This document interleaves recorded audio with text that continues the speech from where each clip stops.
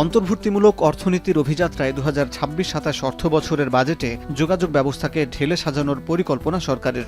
ঘোষিত ৯,৩৮,০০০ কোটি টাকার বাজেটে অবকাঠামো খাতে মোট বরাদ্দ ১,৭৪,৯৮৮ কোটি টাকা, যার প্রায় ১/৩ অর্থাৎ ৬০,৭৩০ কোটি টাকায় খরচ হবে সড়ক, রেল, নৌ ও বিমান পরিবহন খাতে।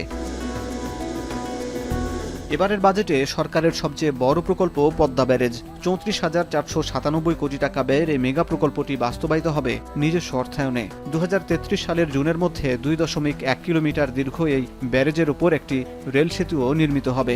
এতে উপকৃত হবে দক্ষিণ পশ্চিমাঞ্চলের ৭ কোটি মানুষ। এছাড়া যমুনা নদীতে দ্বিতীয় আরেকটি সেতুও নির্মাণের পরিকল্পনা নিয়েছে সরকার। রাজধানীর যানজট নিরসনে ৬টি মেট্রো রেল লাইনের সমন্বিত নেটওয়ার্কের পাশাপাশি এবার যুক্ত হচ্ছে মনোরেল ভিত্তিক ফিডার নেটওয়ার্ক।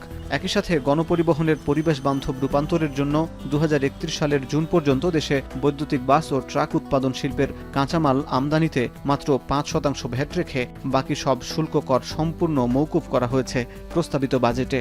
মোটরের ক্ষমতা ভেদে ইভি রেজিস্ট্রেশনের অগ্রিম আয়কর সর্বোচ্চ ২ লাখ টাকা থেকে কমিয়ে সর্বোচ্চ ১ লাখ টাকা নির্ধারণের প্রস্তাব করা হয়েছে।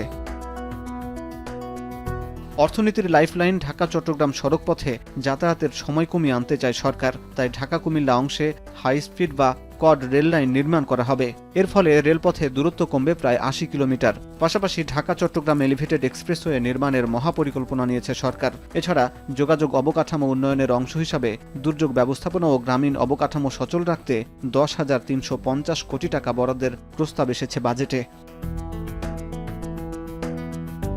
আন্তর্জাতিক বাণিজ্যে সক্ষমতা বাড়াতে মাতারবাড়ি গভীর সমুদ্র বন্দরের প্রথম টার্মিনাল সহ মোংলা বন্দর, লালদিয়া ও চট্টগ্রামের বে টার্মিনালের নির্মাণ কাজ শেষ করতে চায় সরকার। এছাড়া সরকারের অন্যতম অগ্রাধিকার খাল খনন কর্মসূচি, ৩০৯ কিলোমিটার বাঁধ নির্মাণ, গুরুত্বপূর্ণ ৪৮৪ কিলোমিটার নৌপথে নাব্য ফেরাতে পানি সম্পদ মন্ত্রণালয়ে ১০,৫৩৩ কোটি টাকা বরাদ্দের প্রস্তাব করা হয়েছে বাজেটে।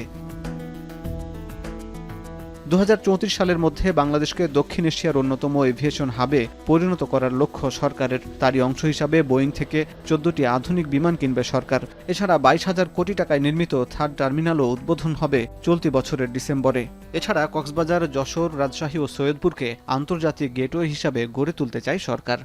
যত বড় বাজেট, তার একটা বিরাট অংশ আনইমপ্লিমেন্টেড থাকবে, বাস্তবায়িত হবে না। যে এডিপির প্রথম ৬ মাসে দেখবেন আপনি 11% বা খুব লাকি হলে 13-7 মানে 20-র উপরে দেখি নাই কখনো ফার্স্ট 6 মান্থস। এর পরের 6 মান্থসে আবার টানাটানি হয়ে যায়। এপ্রিল, মে, জুন দেখবেন বৃষ্টি হোক বাদল হোক অনেক টাকা খরচ, বিভিন্ন জায়গায় খোঁড়াখুড়ি ইত্যাদি চলে। বাজেট বক্তৃতায় বড় অবকাঠামোগুলোর চেয়ে ভ্যালু ফর মানি বা জনগণের অর্থের সঠিক ব্যবহারের অঙ্গীকার করা হয়েছে। তবে অতীতের প্রকল্পগুলো বাস্তবায়নে ধীরগতি এবং খরচ বাড়িয়ে দেখার যে সংস্কৃতি চালু হয়েছিল তা বন্ধ করায় বিএনপি সরকারের জন্য বড় চ্যালেঞ্জ।